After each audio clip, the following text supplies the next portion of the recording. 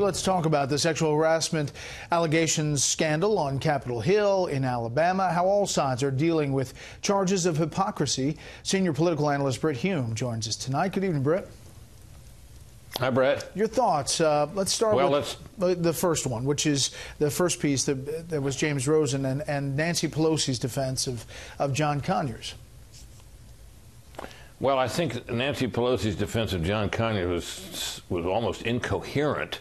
It was unexpected, as James noted, and this is a break, really, for Roy Moore, in the sense that if John Conyers, who is, as has been noted, the most senior Democrat in the House, and as Nancy Pelosi would have it, an icon to Democrats, is still in place when Roy Moore, if he's elected, shows up, it seems to me to be pretty hard for the Senate to throw him out of office, to expel him, with Conyers still sitting there, and with Al Franken, although his charges may be lesser, but it appears that he was a serial groper, and he's, apologizing and promising to do better, although he never quite admits what he did.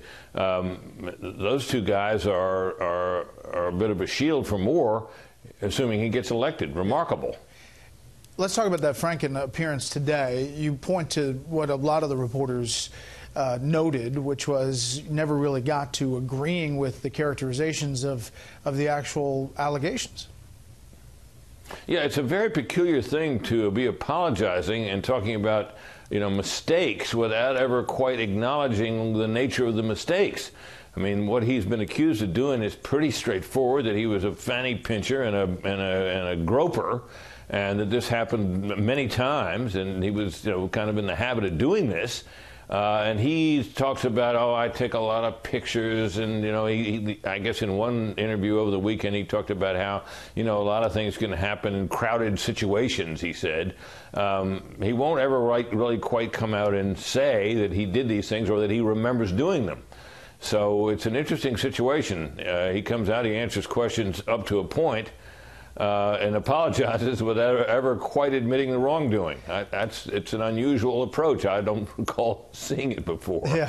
What about, finally, the White House saying that the president's not going to campaign for Roy Moore? He's going to essentially say that I need that vote for tax reform and other things, but not really head down there and campaign for him. Well, that's right. He's saying he's not going to campaign for him in Alabama. But he's out there attacking Doug Jones regularly and making it clear that he doesn't want Doug Jones in the Senate. Well, that can only mean one thing. Don't vote for Doug Jones, vote for the other guy.